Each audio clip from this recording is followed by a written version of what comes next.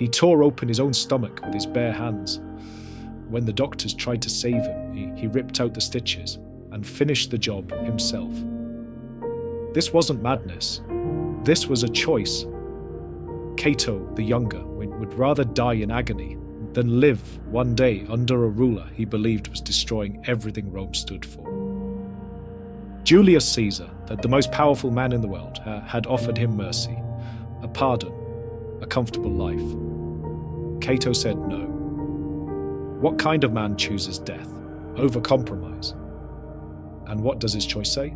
To men today who feel pressured to stay silent, to go along, to not make waves.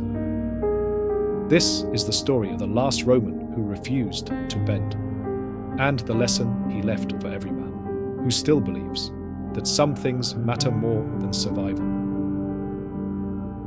To understand Cato, you have to understand the world he was fighting for. Rome in 50 BC was the greatest civilization on earth. For nearly 500 years, the Roman Republic had stood, not ruled by kings or emperors, but by laws, by tradition, by the shared values of its people. Duty, honor, sacrifice for something greater than yourself. Fathers passed these virtues to their sons. Men built their lives around them. Rome itself was built on them. But by Cato's time, something had changed. The old virtues were becoming unfashionable. Wealth replaced honor. Popularity replaced principle. Entertainment replaced purpose. The Senate, once filled with men of conviction, was now filled with men who checked which way the wind was blowing before they spoke. And into this moment stepped Julius Caesar. Charming, brilliant, ambitious beyond measure.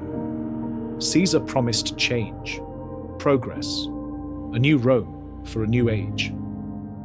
And one by one, the men who should have stood for the old ways bent the knee. They told themselves it was wisdom, pragmatism, survival. All except one. Cato the Younger was born into Roman nobility.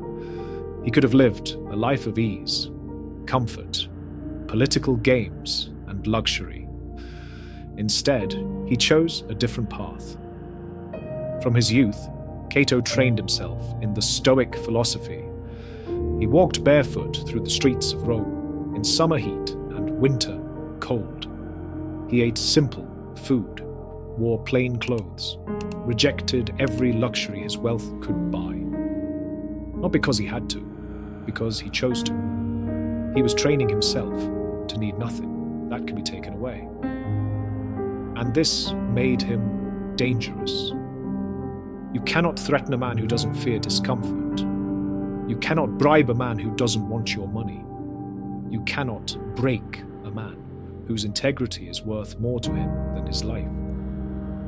Even his enemies respected him. When Cato spoke in the Senate, men listened, not because he was loud, not because he was powerful, because everyone knew he meant every word, and he would die before he betrayed them. Proverbs tells us, a good name is more desirable than great riches. To be esteemed is better than silver or gold. Cato lived this truth 2,000 years ago, and Rome was about to test just how much he meant it. The confrontation had been building for years. Caesar wanted power. Cato wanted to preserve the Republic. There was no compromise between them. In the Senate, Cato spoke against Caesar relentlessly.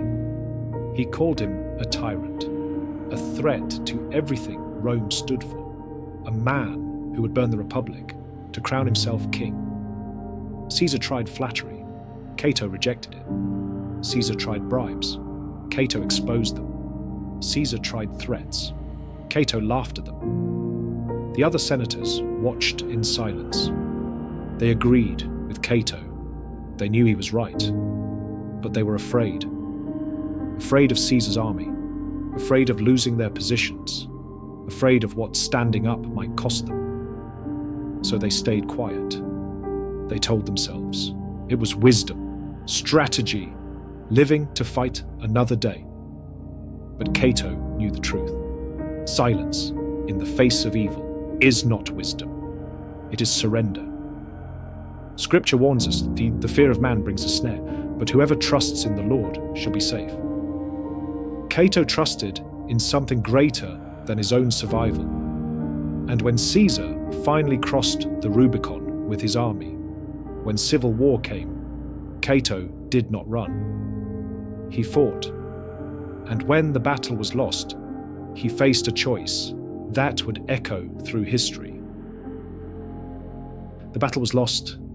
Caesar had won. The Republic was finished. Cato retreated to the city of Utica in North Africa. Caesar, knowing Cato's value, sent word. Surrender. Accept a pardon. Live comfortably under the new regime. Caesar wanted Cato alive. A living Cato, bent and broken, would prove that even the most principled man could be bought. Cato's answer came that night. He dined with friends, discussed philosophy, read Plato's dialogue on the immortality of the soul. Then he retired to his room and fell on his sword. When the doctors rushed in and stitched his wounds, Cato waited until they left. Then he tore the stitches open and pulled out his own bowels with his bare hands. He was 48 years old. His final message to Caesar, to Rome, to history, was clear. I will not live as a slave to what I know is wrong. Not for comfort, not for survival, not for anything. You probably won't face a sword. No one's asking you to die for your principles, but you are being asked to stay silent. At work, when the conversation turns and everyone expects you to nod along.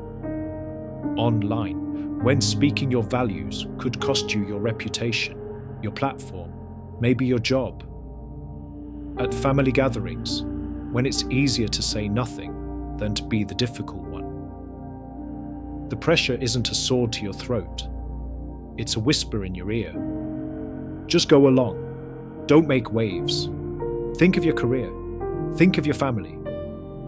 And little by little, compromise by compromise, silence by silence, you become someone you don't recognize.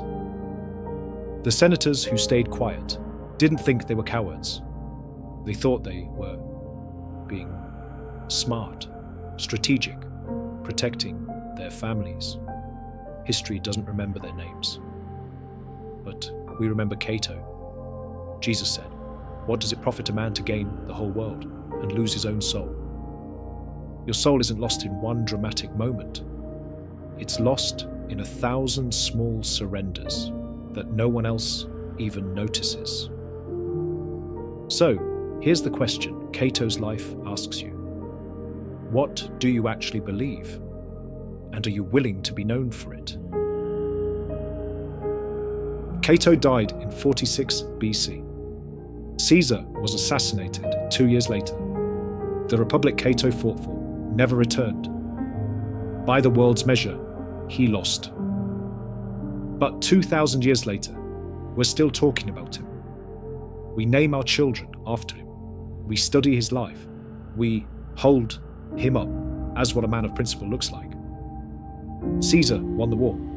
Cato won the legacy. Your children are watching you right now. Not your words, your choices. What will they remember? The man who stayed quiet to stay comfortable? Or the man who stood for something, even when it cost him?